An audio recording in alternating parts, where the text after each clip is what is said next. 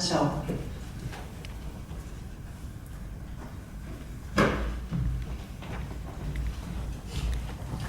1番、井村達也さん。タイトルはフランス語に宿るエスプリと美しい調べ、私はなぜフランス語を学ぶのかです。それではお願いいたします。Je suis architecte.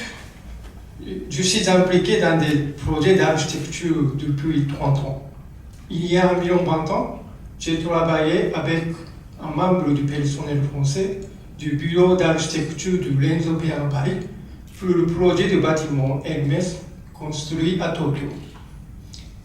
Quand des architectes français sont venus au Japon, j'ai assuré le rôle d'interprète pendant 2 ou 3 jours, mais je n'ai pas beaucoup d'occasion d'utiliser le français au travail parce que pour le projet domestique japonais, même si nous sommes amenés à travailler avec du personnel français, les textes des documents sont écrits en anglais. Alors, pourquoi j'apprends le français? Je pense qu'on doit apprendre la langue française pour comprendre la France. Quand j'étais étudiant de secondaire, j'ai appris le dessin pour entrer l'école des beaux-arts à Tokyo. Les termes utilisés dans l'art sont en français. Je me souviens que c'est à cette époque que j'ai découvert le français. Il existe nombreux termes d'art qui changent légèrement le sens original si on les traduit en japonais, comme dessin, croquis, collage, etc. Une raison pour laquelle on doit apprendre la langue française est que le sens du français change légèrement quand on le traduit en japonais. Après avoir appris le dessin, je suis entré à l'université Beaux-Arts à Tokyo, en section architecture. Les années 1980, la renaissance urbaine du projet de Mitterrand sont devenues un grand sujet. On l'appelle le 200e anniversaire de la Révolution française. J'ai organisé un voyage en France cette époque pour voir l'architecture contemporaine à Paris, comme la pyramide en verre du musée du Louvre, l'Institut arabe du monde, etc. Lors de ce voyage, j'ai profondément ressenti l'état d'esprit français au travers des panoramas de Paris, anciens et modernes. En rentrant de voyage, pour comprendre l'esprit français plus profondément, je pense qu'il faut lire des livres écrits en français, parler avec des Français dans 2 langues. C'est pourquoi j'ai commencé à étudier le français. Après avoir commencé à étudier le français, j'ai trouvé un livre d'Apollinaire. J'ai particulièrement aimé son poésie, Le Pont Mirabeau. J'ai également acheté une cassette chantée par Yves Giraud que j'ai écoutée plusieurs fois. La belle tonalité de sa voix est un sentiment que je peux apprécier aujourd'hui. Ces dernières années, la traduction entre étrangers peut se faire avec un traducteur automatique. Si on parle des langues étrangères au Japon, l'anglais continue d'être la plus commune. Récemment, j'ai entendu dire que certaines entreprises japonaises ont choisi l'anglais comme langue officielle.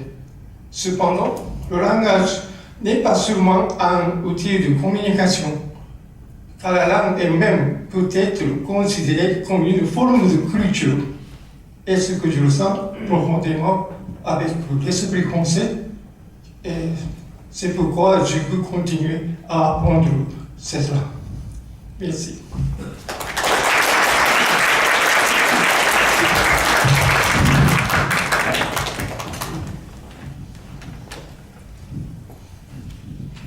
Merci monsieur. Merci monsieur pour votre exposé. Vous avez travaillé il y a 20 ans Oui. avec le cabinet d'architecture Renzo Piano. Non, en société japonaise Oui. qui s'appelle Takenaka Komite. Ah bon. Oui. Est-ce que vous avez rencontré Renzo Piano?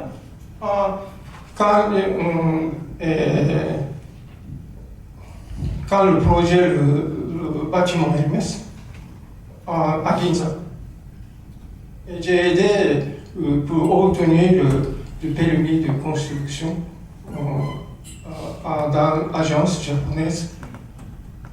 Quel est le grand projet de construction et d'architecture réalisé par Renzo Piano au Japon? Au Japon, peut-être la maison d'Hermès et l'aéroport de Kansai. Très bien. Oui. Et toujours par Renzo Piano, quel est le grand projet réalisé à Paris? À Paris, j'aime le centre Pompidou, construit dans 1970.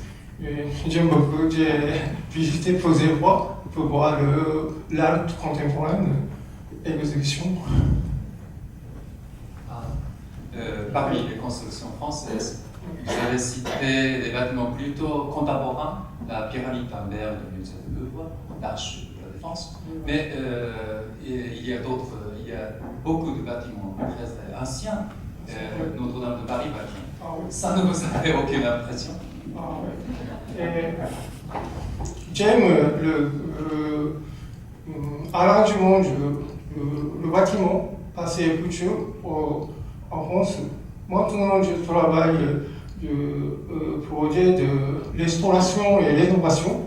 Et c'est un bon exemple de l'architecture française, très traditionnelle et très future. C'est ça.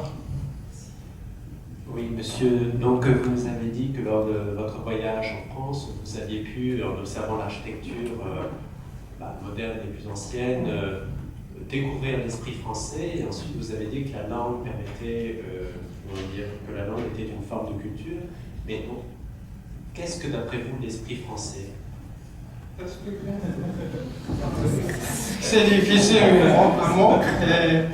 Je pense que la conception de l'espace du japonais et celui du français est différent. Et tous les deux, c'est très bon.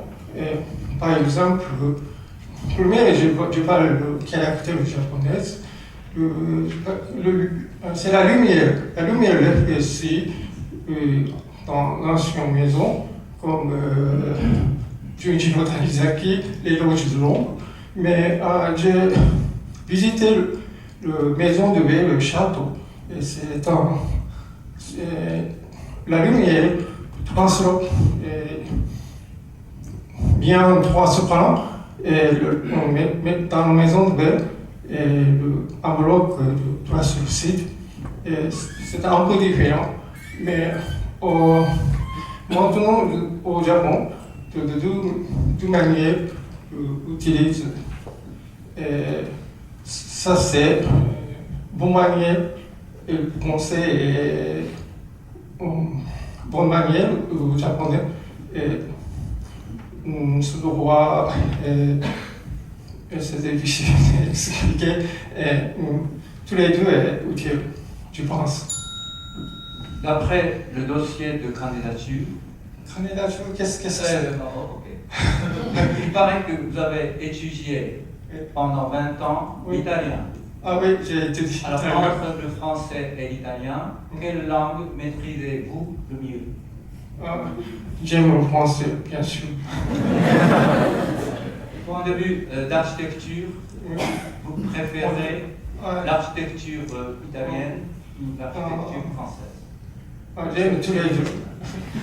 Pratiquement, j'aime la voiture sportive italienne, Lamborghini et Ferrari. Bon, alors, vous avez dit que vous avez travaillé il y a 20 ans comme interprète pour quelques quelqu'un qui est venu de Paris. Est-ce qu'à ce moment-là, vous avez utilisé l'anglais ou le français? En français, mais déjà. c'est difficile d'utiliser le langue. Mais un mot d'instruction spécialisé, et donc je comprends. Mais la conversation normale est difficile. Peut-être. 井村さん、ありがとうございました。